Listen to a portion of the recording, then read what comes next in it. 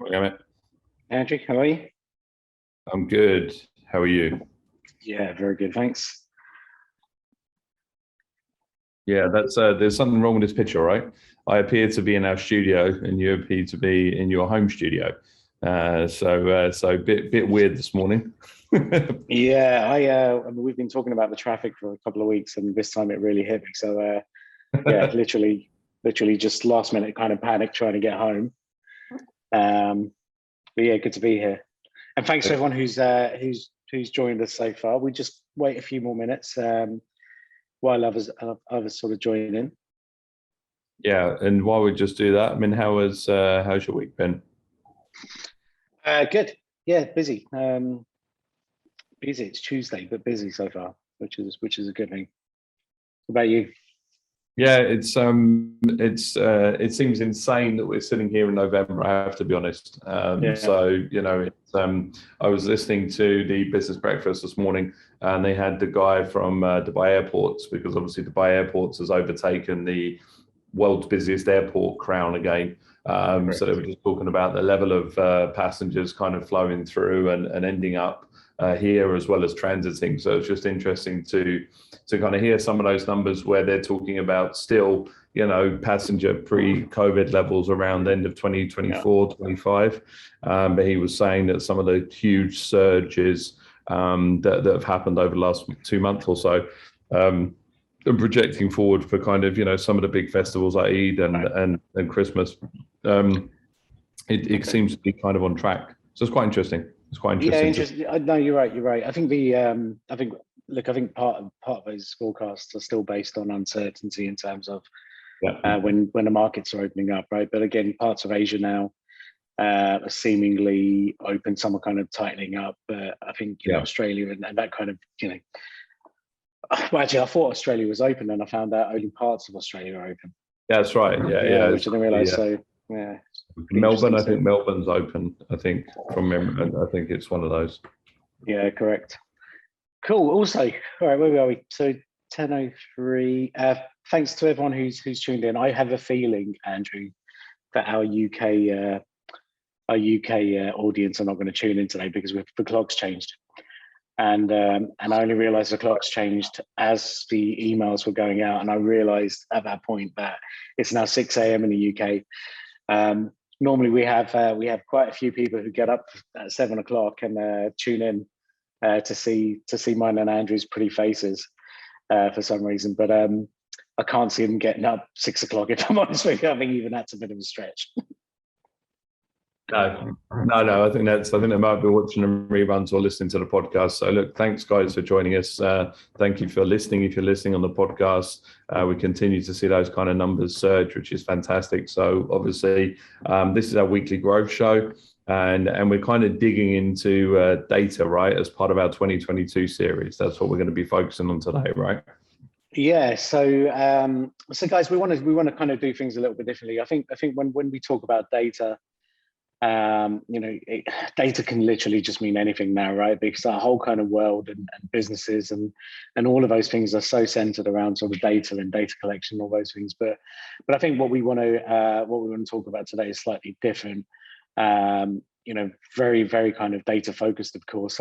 That's for show today. But I think kind of potentially looking at a slightly different way in terms of kind of business growth and business optimization, and how data kind of fits.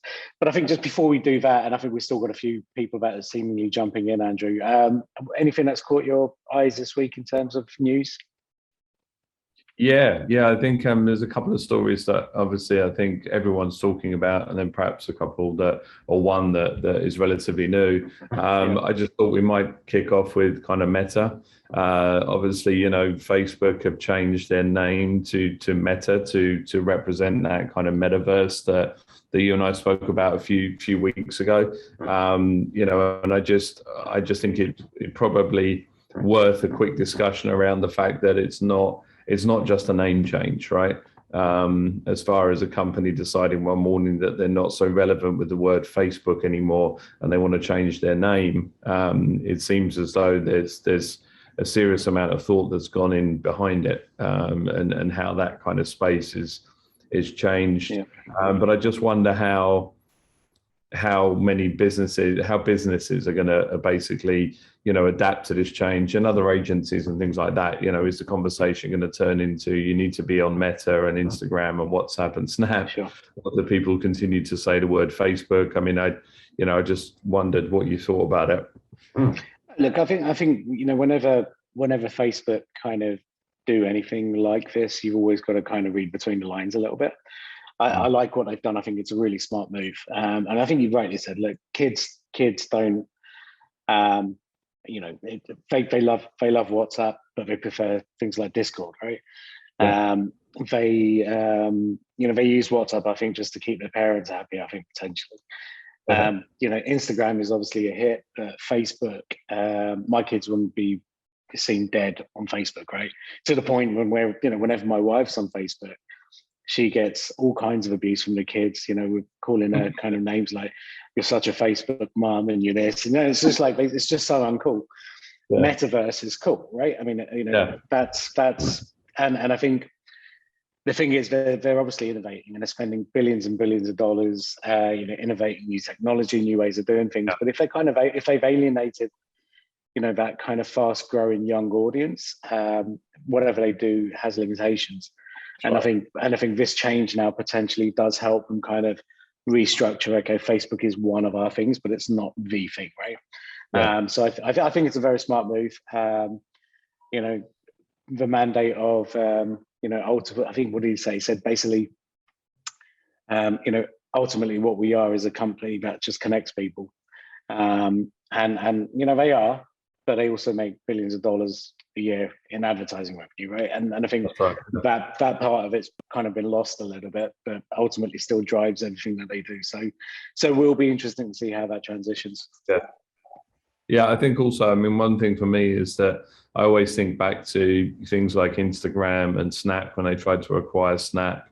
That social graph that they have, because they are connected to billions of people and they can track trends. You've got to believe that they've been tracking this for a while, and this is where it's moving. So it's interesting how they jumped in on that. I mean, look, speaking of trends, it's difficult not to talk about, kind of crypto and Bitcoins and all this kind of stuff. And I guess the other news story that caught my attention was some of these guys that have kind of, pulled the rug on people. So there was, obviously, unless you're living under a rock, the Netflix smash Squid Games, I still haven't watched yet.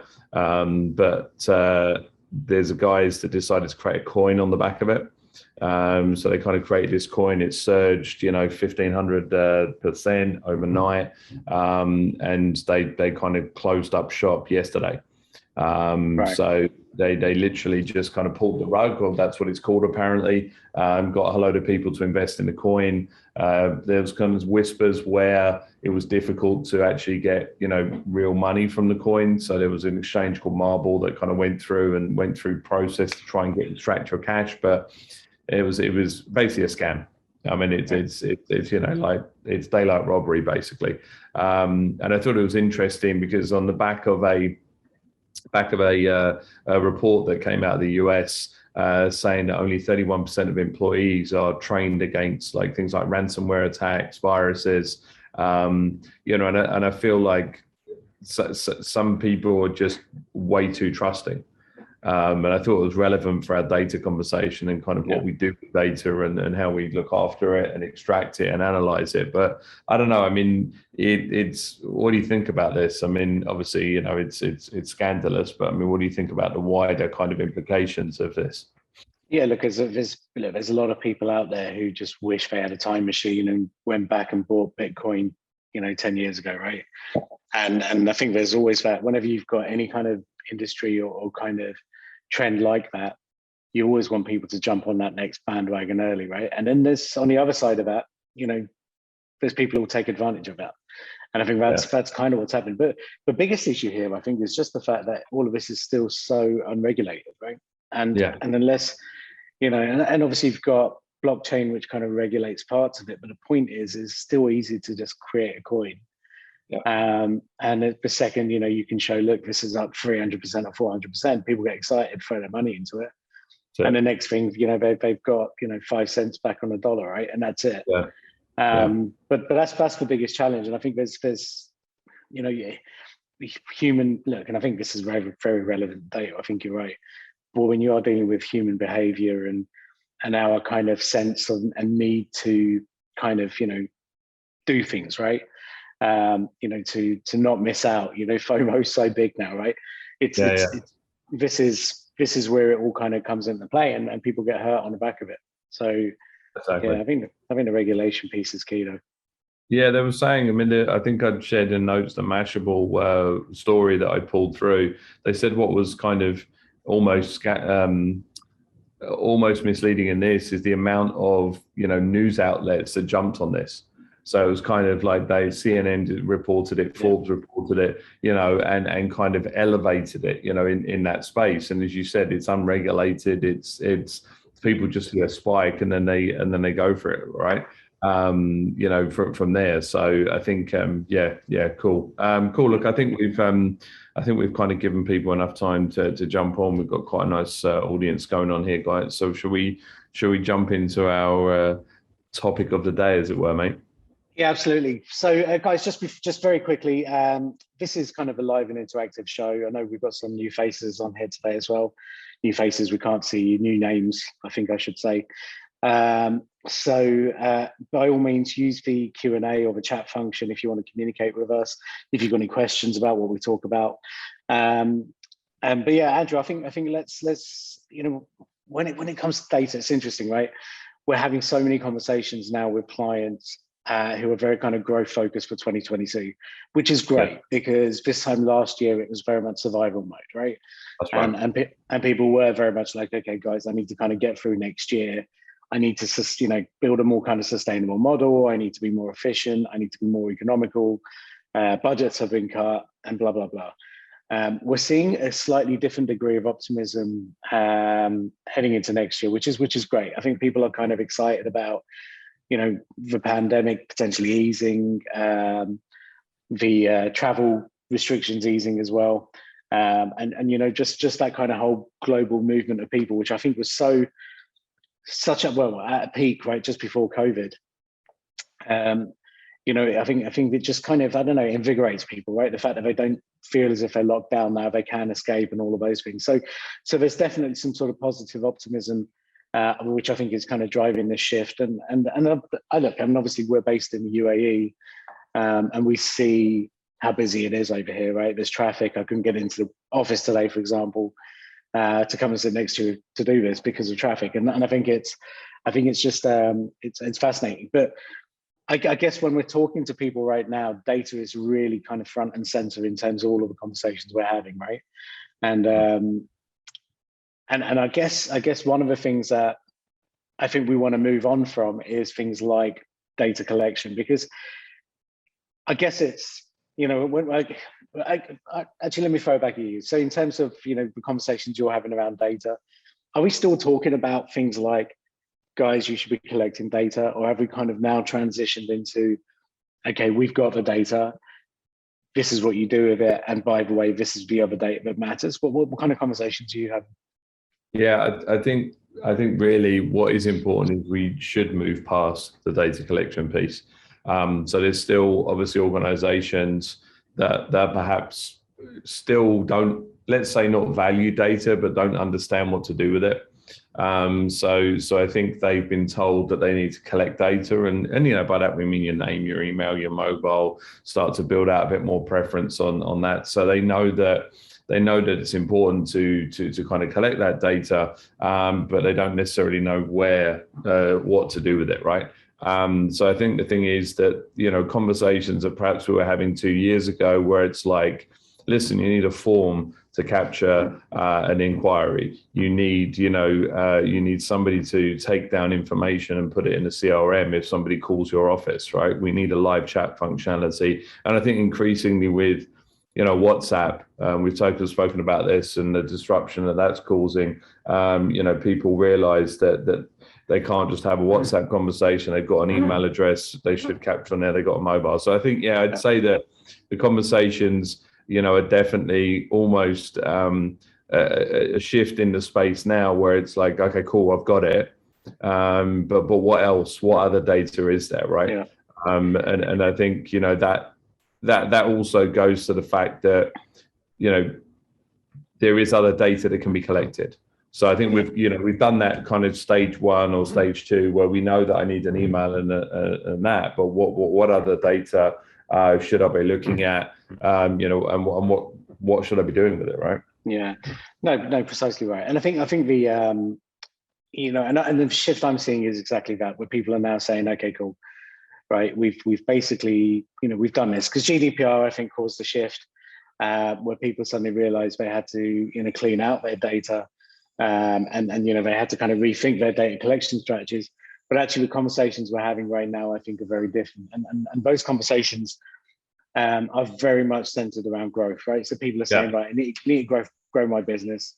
Yeah. I've got all of these tools and assets and all of these things. I've got the software, I've got databases, I've got all of that kind of stuff. How can I use that? And I think we can basically have a bit of a discussion on that today, because I was trying to, I think prior to the show, I was just trying to kind of put some sort of structure together in terms of how, you know, in which order we kind of discuss this. Because I think when we talk about growth, we break this down, right? And there's still a lot of people, you know, maybe think, right, in order to grow my business, I need to get more leads, right? Or I need to drive more traffic to my website, or I need to do this, or I need to do that. I think that when we talk about growth, we kind of look at it and say, well, okay, look, you do need to maybe increase the number of leads, but actually, are your sales processes where they need to be, right? Are you converting enough of these leads? But then also from a marketing perspective, what more can you do to nurture those leads? And then actually, if you really want to grow your business and you want to do it in the most efficient way, well, how do you retain clients and get them to spend more money with you, right? So are your customer service levels exactly where they need to be? Are they optimized? You know, so when we look at it, we always talk about, say, look, the marketing piece, which obviously drives sales, the sales piece, which is then obviously converting those marketing leads. And then actually when you win the business and that business becomes, and that prospect becomes a customer, how well do you look after them, right? How good a job do you do, you know, in terms of what you promised? And I think people have been quite receptive to kind of understanding that in a bit more detail. But I guess what I wanted to ask you is, where do we start? Because it felt a little chicken and eggy to me this morning when you know, I was kind of thinking about this. You know, is it you know, sales data that we need to look at first, and then maybe optimize your marketing, or is it marketing data that you do and then optimize your sales? I mean, what, you know, just obviously in a general scheme of things, what's your kind of thought there? Yeah, look, I feel very much, you know, in line with you as far as chicken and egg, right? I think if we, you know, ultimately this is that battle, and I've got a few clients at the moment that are still having that battle, right? Where I sat with someone this week and they said, well, that's not mine, that's sales responsibility. So that still very much is out there. What I would say is that I'd almost say that we need to look at them together to really understand it. So, you know, I don't think it matters. I don't think it matters which one we tackle first, but I don't think we can make any decisions unless we've looked at both sets of data, right? You know, and only then you can start to kind of form some strategies around it, you know, and kind of, you know, understand that a bit more. And then I think, you know, that's the best approach, right? Because I think, you know, the challenge is if you say, well, okay, and we hear a lot, right? So usually, I'll tell you how the conversation usually goes, that we kind of witness. I need more sales. Okay, cool. Yeah, I'm not getting enough sales, not getting enough decent leads. You know, I need to throw more money at marketing, or we need to try different avenues. We need to try this. We need to try that. Yeah. Cool. Have you looked at any other kind of sales, you know, data? What do you mean? Well, you know, have you sat down? How are you tracking this? How are you tracking conversations? You know, are you speaking to the right individuals? Are you looking at your customer profile? You know, are you doing any of this? No. But we need more leads. So we need to, you know, look at getting some more leads in, right? Yeah. So that's kind of why that's what I feel. Yeah. So basically, you're saying that both are important. It shouldn't be sales. It feels a bit of a cop out, to be honest, mate. I was like kind of hoping that it'd be one way or another, so we can debate. That's fine. You are right. You go one way then, and I'll argue against you. How about that? Yeah, no, but I mean, the thing is I think I'm giving you kind of unwarranted stick there, but I think what the reality is obviously, look, sales and marketing do have to be perfectly aligned. It's a very rare scenario where that happens. And I spoke to a client today, 2 days ago, and they've had a job title change, and basically they were now kind of in charge of growth for a huge organization, and it was music to my ears. So I was like, right, okay, cool, you've got this new title now. Tell me where you sit. And they were like, look, marketing and sales now both report into me, and that means that I've got to make sure that things are perfectly aligned. And I was like, do you know what's brilliant, because we're just not having enough of those conversations where you've got heads of marketing and heads of sales, and they just clash, right? And I think people have got to get around that, and I think they've got to bypass that. They've got to find a way. They've got to restructure. But ultimately, especially in this kind of massive digital world that we live in now, I don't think you can't get away with it. I think you could previously, pre-COVID. I think you could. In this world, I don't think you can. No. But I'm going to go. I agree with you, but I think we should. I feel as if there's one direction that potentially might make a bit more sense, just in terms of insights. And for me, I think for where we should potentially start is sales. And a reason for that is CEOs kind of understand sales, and a few CEOs really understand marketing and digital marketing and stuff like that, right? But sales they understand, right? Because that's the first number they see in terms of revenues, in terms of targets, in terms of how that impacts margins and profitability in those elements. And so if we start from that perspective, just because I think a lot of our audience are perhaps marketers, I feel as if that might kind of be more helpful. So the way I kind of look at it is if someone has got real kind of growth aspirations for 2022, what is it what is the data, what are the insights that we can get from sales that can kind of help understand that, right? And I think a lot of that stems from, I think, salespeople really being the guys on the ground, right? They can understand the market, they can understand sentiment, they can understand, even the change in buyer journeys that may have happened over the last 18 months. And I think these guys are better positioned to do that than marketers, perhaps. I think we're certainly better positioned to do that than some of maybe the senior leaders within an organization, because these guys are at the forefront of activity, right? They're the ones having active conversations and can get a real grasp. I think everyone else is very reliant on non-real-time data, right? Sales is very real-time. Everyone else is, okay, let's look at our performance over the last month. Let's look at our performance over the last quarter. How do we then, waste a few weeks and then implement that for the next quarter?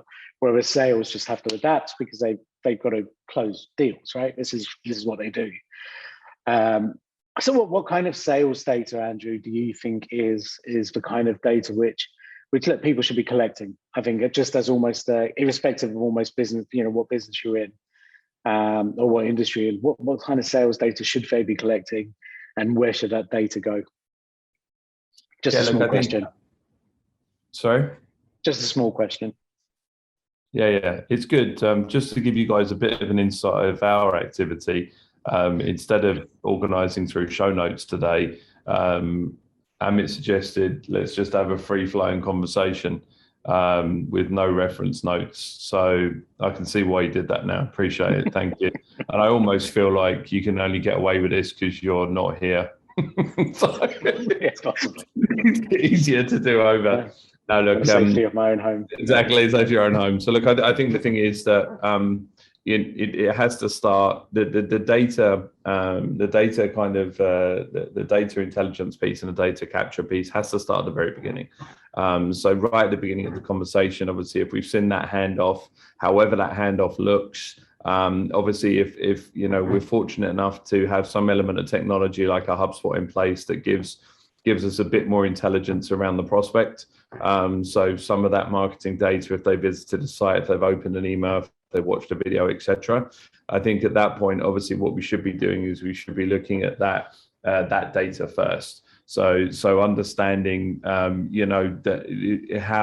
educated is the prospect, right? So I guess, right at the very beginning, trying to understand, is this somebody that essentially I have to have a, different type of conversation with, right? Because it pretty much is straightforward. You either know the product and service and the company, or you don't, or you might know a little bit about it. So I think that if you have that ability to look at that obviously is the first kind of set of data that I think is important to evaluate, okay, and understand. I think then the second set of data to start to look into is the amount of data that as a sales professional you can gather yourself, okay.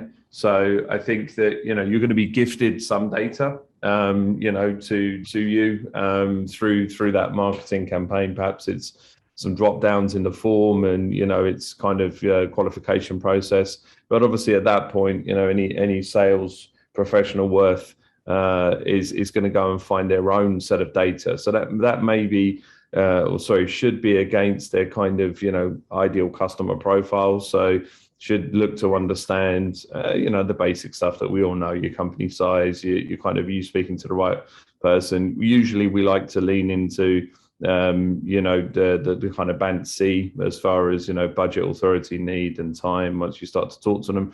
But that pre kind of data collection then sets you up to ultimately, deliver further results down the pipeline. So the reason that you look to capture this data and capture it in a regularized format, we can use that data down the road, as you said. There's more of an understanding from a C-suite or a level of ownership that understands sales. So if we can start to capture that data and understand, pre-conversation, Sorry. And I was saying, no, I think that's a nice way of putting it. So in preparation for your actual sales engagement. Exactly. Yeah. Okay, fine. So if you can capture that data, that can ultimately, help future. So look, if we fast forward, and I'll come back, but if we fast forward to the point of close and we've had a great, great engagement with an individual now becoming a customer, and then we fast forward that again and we've got 100 of those, it's far more valuable to understand, what did they look like before you even spoke to them, right? Those set of 100 companies that you won, and what did the, 20 companies that 500 companies that you lost, what does that look like, right? Okay. What was different? So you can start to pull in that. So pre-conversation data, I think, is important. And then obviously, once you engage with a particular prospect, you're trying to capture more data at that point to evaluate the client and ultimately try to work out what you need to be offering them. I think in the business development and sales world, this is probably the piece that gets dropped the most. Yeah. Okay. So I think that work does go into pre-call. I think actual call is where, there's a tendency for sales teams to relax on their data kind of acquisition, right? So and that may be a level of excitement associated to speaking to a prospect, looks decent. You're already thinking about what you're going to be offering to them. But again, I think that at that point you need to be, if you do have a set of series of questions that you ultimately need answered, that data should be captured again and put through to kind of ideal client profile, right? Because again, this data can be captured. So I think a lot of salespeople will write phenomenal notes, pre or actual call, but I can't do anything with notes. Yeah, in the grand scale of things. If I've got a drop down from a data perspective, right. Pure data perspective, right? So I can't, we had an organization that pre-call, was capturing phenomenal information, right? But it was just lost. It sat on Google Calendar. It didn't go anywhere. We weren't able to use that data further down the line to help them, kind of understand their sales process, their client acquisition process a bit more, right? So again, capturing that data on that kind of pre-call and call, I'd say that those are the first two crucial steps, right?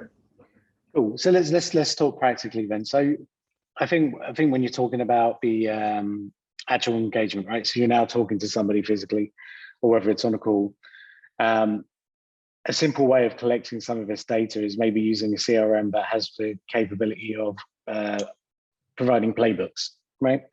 Where you've got a set of kind of questions, potential answers, and then based on whatever those answers are, you can then use that to then analyze that prospecting data and all of that stuff afterwards, right? So that's the kind of way of, just actual physical, digital playbooks, I think is a really kind of good solution. There's something else I want to kind of bring there, because I totally agree with you. It's that initial engagement stage where a lot of data is lost, and it's often shared, right? So the prospect is telling you what they want. They're asking questions, and those questions are very kind of relevant to whether you move to the next stage with that prospect or not, right? So ultimately, if you give them the right answers, you've got a better chance of maybe being shortlisted and may move to the next stage. What I've found, and I think we've found as an organization, is nobody seems to be collecting data on what those questions are, okay? So, you're having a sales conversation with someone for the first time, they're interested in your product or service at a very high level, but what questions are they asking you? What is it that they perhaps didn't find on your website that they feel as if they need to ask you personally, right? Is there content that then can be, shared? Is that, or I guess the way of doing it is, can these questions be collated, maybe worked out in terms of how often they get asked, and then shared with marketing to say, look, you guys actually aren't helping us here. If this information existed on our website, if it was a blog article, if it was a little ebook, what that would do is potentially fast track us onto the next stage, rather than someone feeling as if they had to ask us because they couldn't find that information online. It could be a video, right, that just tackles it. So that if someone goes on a company FAQ section, perhaps it's just a bunch of video answers for all of those different questions, right? There's ways of sort of doing that. But I feel that's where we first start to now get into that world of, okay, sales data being relevant for marketing, right? Because there's a lot of marketing teams that we kind of speak to, and we're like, what is your kind of day-to-day job? Oh, we run campaigns and we do this. Cool. How much time do you spend with sales? Well, we have a once-a-month meeting. Okay. How much information are sales giving you so that you can help them sell better? And that's when it always goes quiet, right? And I think this is that piece, right? Just small things. I mean, we're not asking anything too complex here. Is if you get asked questions frequently, share those questions. And I think that's an important piece. But just I think if we move on to the next step, right? So we've had the sales interaction now, and on the back of that sales call, someone said, right, send us a proposal. What data is, I think, relevant at that point, or how do you start to kind of track this and make sense of it? Yeah, I think obviously at that point, it's obviously looking at it. Look, it's looking at tools to allow you again to evaluate the interest post meeting. So I think obviously, the post meeting kind of process is crucial to, delivery of success effectively. So it is looking at things like, simple follow-up emails just on the back of that. It could be potentially a video. Again, if we're doing videos, we can capture data on the back of that. So are people opening the emails? Is your prospect watching a video, etc.? I think that the data that we've collected should form part of the delivered result. So I think that again has to marry. If you've managed to capture data and that data doesn't present itself in the offering, that's a bit of a challenge as well, right? So I think that personalization piece around showing that you've listened, showing that you kind of understand what the requirement is. I think that's obviously very important from that. And then obviously back to the basics of tracking how long that prospect effectively lives in that pipeline.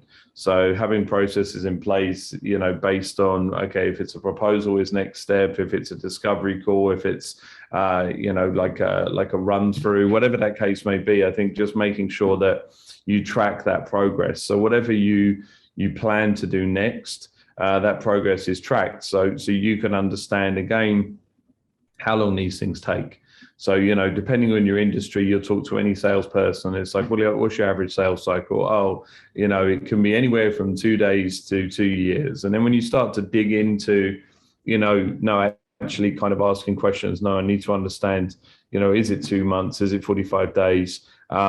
It's relatively straightforward just to capture that data, right? So you kind of remove the opinion from an individual and start to look at the data of how long something sits within your funnel, obviously. Yeah. So then I think it's about tracking number of touches, tracking number of iterations. So if you're changing proposals, if you're customizing the offering, it's about tracking that data. So again, you can see, is there something that's missing at a proposal stage, for example? The question, if we get a regular, like you said, a regular question back, well, what about this? What about this? What about this? Instead of answering that question every time in a revised proposal, we need to make sure that we're answering that question at that first point.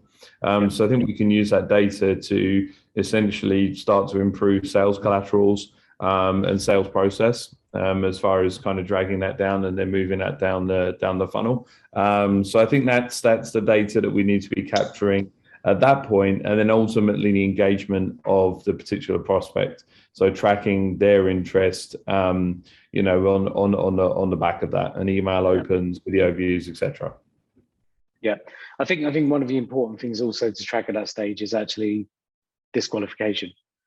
Yeah. Right. So actually, that person that you've spoken to, should you have spoken to them? Yeah. Were they a qualified enough prospect, or have you just wasted the last hour speaking to someone that you really shouldn't have spoken to, who aren't ready, who are maybe too high up in a funnel? And I think that again is relevant information that gets passed back to marketing to say, look, these are the people I want to speak to, who've shown some level of interest, have shown some level of understanding in terms of what they want to purchase. If you feed me these people, I can kind of close business.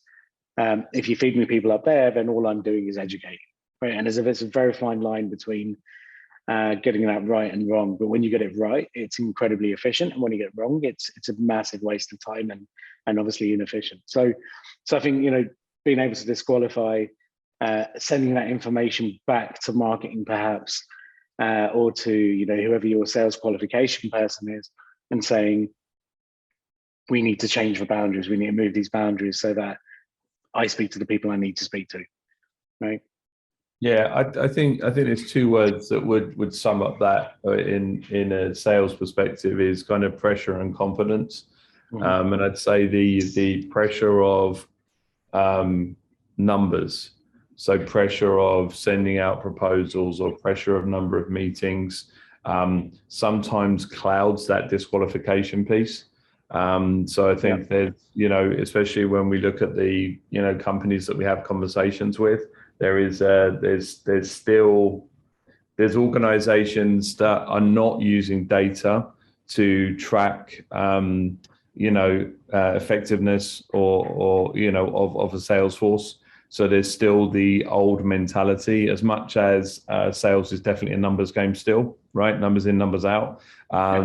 It's not, I think, the old school, I need 100 calls today, or I need this, or I need that. I think obviously, that again, so I'd say the pressure piece, but also the confidence piece.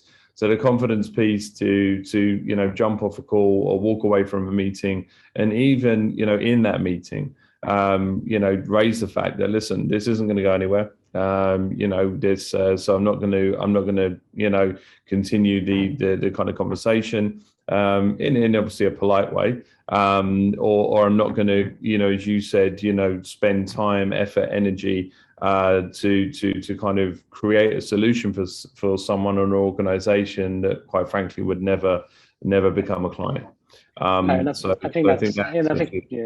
Yeah, you're right. It's precisely that. And I think the challenges, and I think we've, again, COVID may have helped, because I think there's definitely been a shift in thinking and stuff like that, right? When salespeople, we know so many organizations where they have the sales guys in suited and booted at 8:30 every morning, 15-minute team meeting, and then that's it, go and have meetings. And I think obviously that was forced to change. And I think on the back of that, there has been a shift in mentality. I don't know if it's gone full, full circle or not, or it's kind of, gone to where it's needed to go at least. But the challenge I still think is education, because I think, there is that definite mentality of, okay, well, I've only had 10 meetings this week, which means I'm only going to close 2 deals. Whereas I think the way that we typically try and challenge our clients on is actually, well, what if you only had 5 and closed 2 deals? Right? How many hours have you saved there that could have helped you better prospect, improve your sales processes, improve your sales collateral, improve your sales approach? But actually forget about all of that. Gives you the time and energy to actually focus on those prospects, which actually are likely to close. Right? Why waste, your time on 8 prospects that aren't going to close? And I think what it is again, the data that isn't perhaps being collected, across sales teams, they get things like conversion rates, but how are those conversion rates determined? Right? Is it based on number of leads that are given to them? Is it based on number of qualified leads given to them? Is it does it take into account ones that they've disqualified? Does it take into account the ones which are perhaps too far up the funnel, which are going to take maybe 5 times as much sales work as someone who's slightly further down? These are the things where we need to kind of transition, or businesses need to sort of transition their thinking.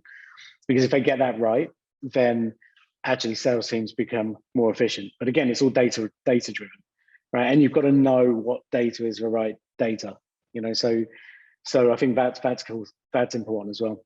I think we just in the interest of time, Andrew, I think the only other thing, and then you kind of touched on it earlier, but proposal data, I think, is a kind of really kind of fascinating area, because again, it's data that typically gets overlooked, and part of that is because a lot of this technology that's out there is new. But I mean, how interesting, how interesting or how fascinating would it be for a business to understand how many times their proposals get opened by people that eventually become customers? What pages of a proposal do they look at specifically? How much time is spent on those specific pages? And then based on that information, the data that you get, and how do you make your proposals better, right? And I think that kind of information and data is very obtainable today. But again, there's very few companies I've spoken to who are actually looking and analyzing this, because and I think we've seen it, right? We've got some proposals which are 40 or 50 pages, and people would go on the first 2 or 3 pages, skip to the pricing page, and then make a decision, right? And but we wouldn't have known that unless we were tracking it and really kind of understanding. We think they're great proposals, but actually, our prospects don't really care for it too much because it's 2 hours of reading or whatever. But again, it's data that kind of gives you that information. Yeah, they've. I think also just document tracking on the whole. So even something as like a PDF, showing a company profile, showcasing some work that you've done previously, case studies, testimonials, all of these things from a document tracking perspective can help to, evaluate that prospect. I think where the data piece is so crucial to the kind of sales environment is it removes a gut feel. Okay, so everyone in sales has a kind of gut feel about this person had a good meeting, it was strong, or it wasn't great, it wasn't the right fit, or whatever.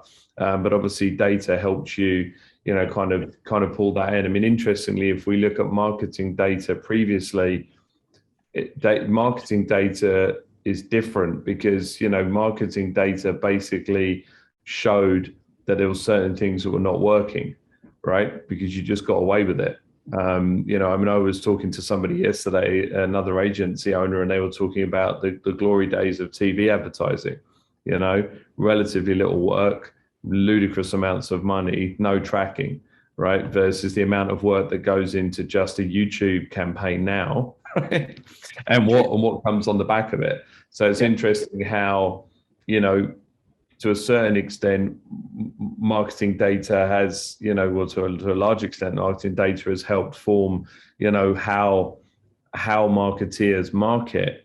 But the most important piece of data from sales is usually the one that's missing from their data set, as you said.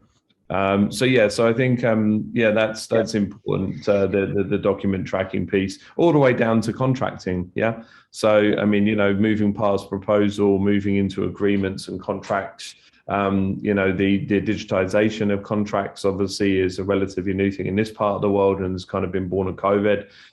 But there's no kind of getting away from that now. We can track confidently if somebody only has to click a button and sign a document versus, oh, I need to print it, I need to give it to my boss, I need to do this, I need to do that. That's difficult because that's difficult to track. But obviously, again, from a data perspective, if we're sending out contracts and we're not getting anything back, within a week or 2 weeks or a month, are the contracts too complex? So what's missing? Is there things that are missing? Yeah, agreed. I think one last piece on the sales side of it is actually again, data which very few companies are collecting, but I think it's probably some of the most important data that you can obtain if you can find a way of doing it. And it's something that we've implemented, and actually it's driven so much change internally, which I don't think would have been possible had we not done this. And so one of the things that we do is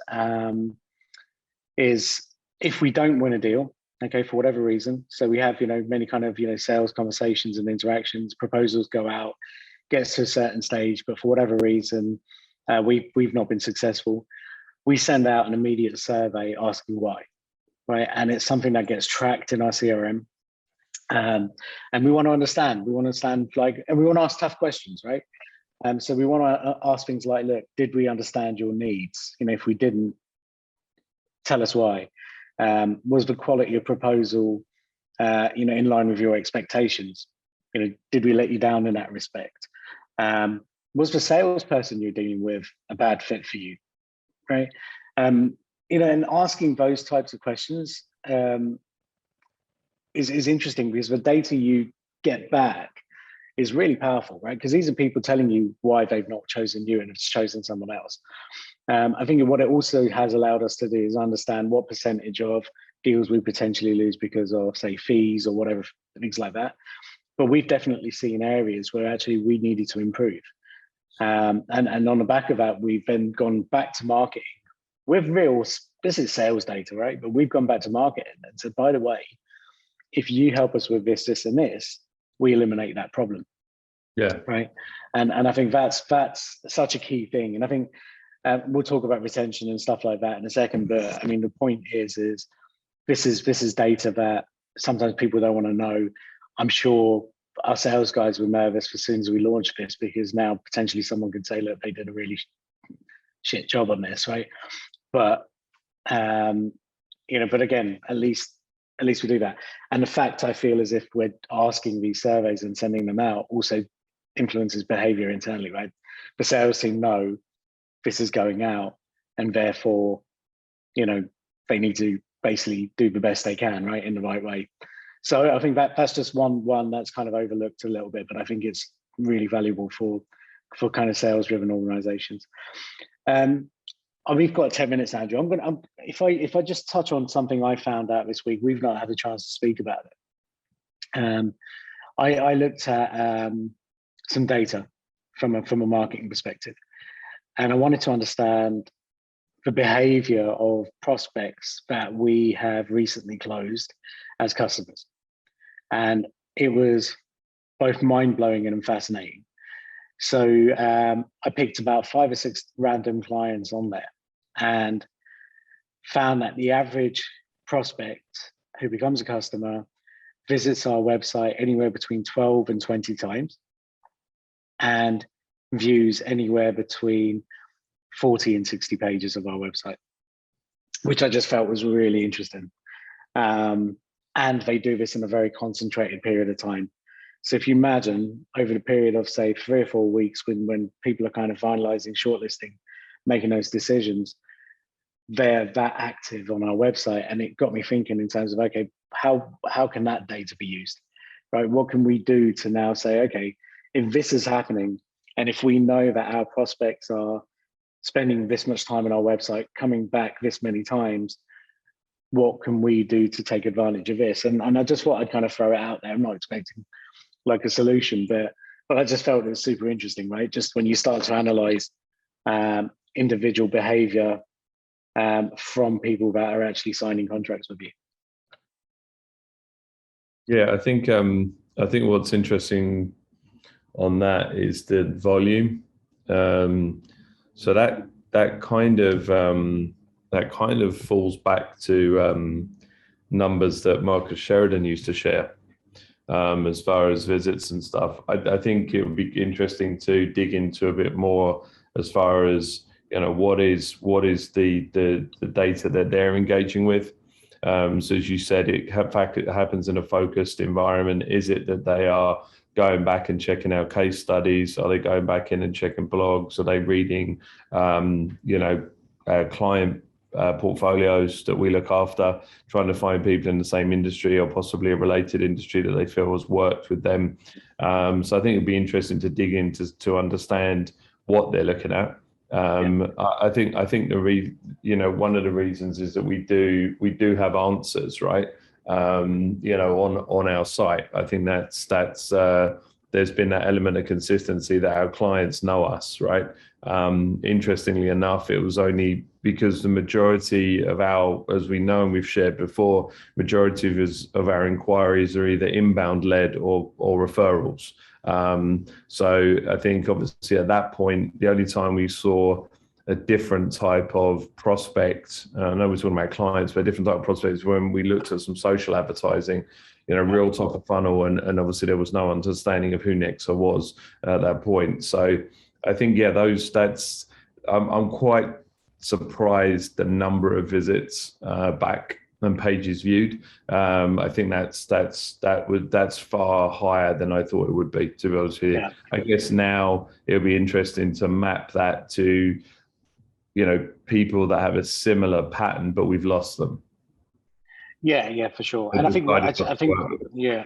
And actually, it's been a while since I kind of looked at this data, and what we saw for sure was that the number of site visits and the number of page views were much higher than what they were previously.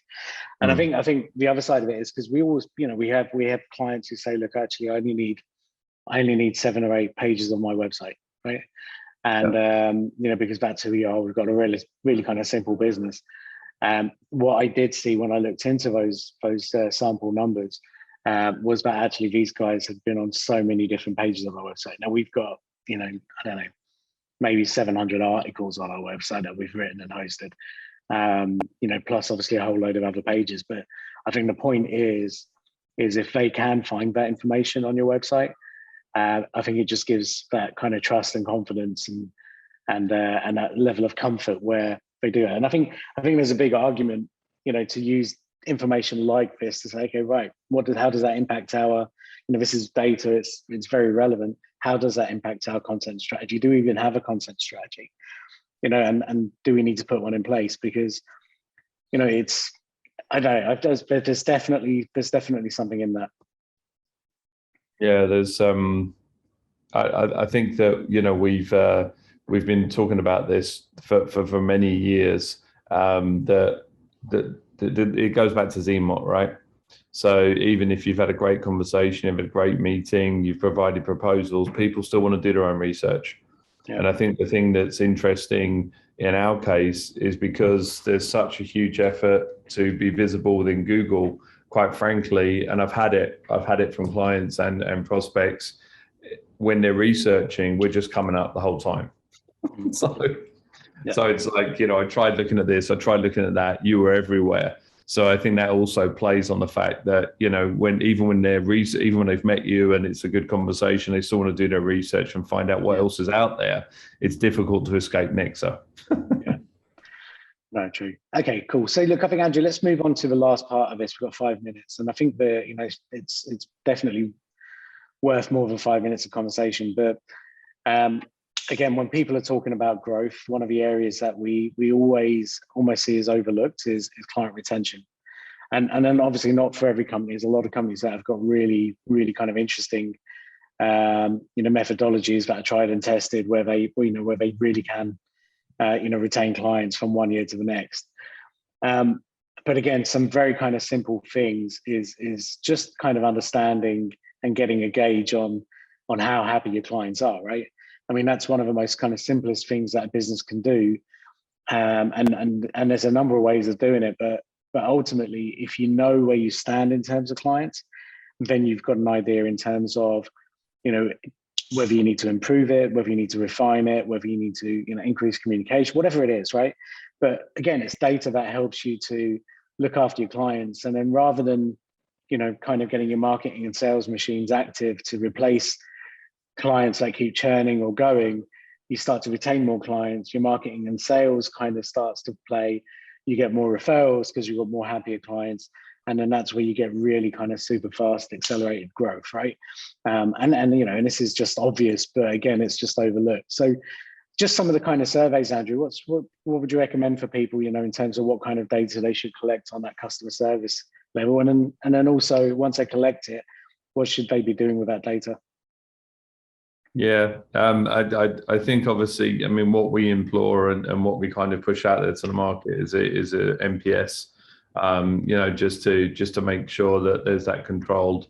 I mean, look, the biggest driver of the customer satisfaction is how likely they are to refer you to somebody else, right? Simple as that. And I think that goes a long way to talk about customer satisfaction. So even, for example, if the account moves up and down, if they're still happy to refer you into their peers or other industries or whatever the case may be, friends, colleagues, families, there's that needs to be tracked and monitored. I think obviously from the NPS perspective, that's something depending on your sales cycle and as you mentioned there, your client relationship. If it is that long-term burn, is it once every quarter? Is it once every 6 months, once a year, just to kind of check into to make sure that there's still a valid relationship in place and the potential. So, and then ultimately whatever gets fed back in, much like the survey that goes out for customers that perhaps don't want to work with you, the ones that are working with you, if they raise a flag, you obviously need to kind of jump on that and kind of understand a bit more at a granular level, what's coming back. And then look, ultimately that data can be used to determine account management in that respect. So if you see a pattern, of either positive, obviously sentiment, you can reward that accordingly. If there's negative sentiment, you can use that to kind of manage your internal resources as well, right? And I think that data is important to share as well. We've seen it in organizations where, teams are honestly delusional, to the point where they believe that their client engagement is successsul and is way off mark. So I think that again is data that needs to be shared with the teams, at kind of discretionary things. Yeah. No, I agree. I think that escalation policy with whatever feedback you're getting is absolutely key to drive that kind of behavior. And so, what you do with that data is absolutely kind of fundamental to what happens next.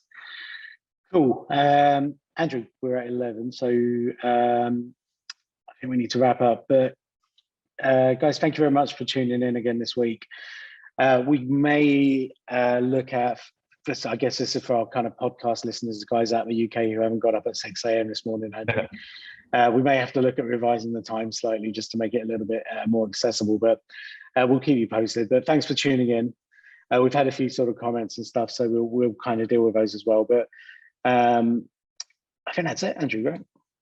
All good. Yeah, good. Hopefully you'll be back in the studio next week, Amit, so you won't give me such a grilling. Yeah, I hope so. But yeah, guys, also don't forget, like, if you do miss the show, that's Michael saying even 7 o'clock is early. We appreciate you being here, Michael. Okay. But I think what we have is a bit of a challenge in terms of obviously getting everyone in one place. So if you do miss the show, catch us on the podcast. I mean, that's always kind of available. And yeah, just send us any kind of feedback or any information that you want us to kind of talk about. Right? Yeah, excellent. Good stuff. Thanks, Amit. Have a good week, everyone. We'll catch you next week. Thanks.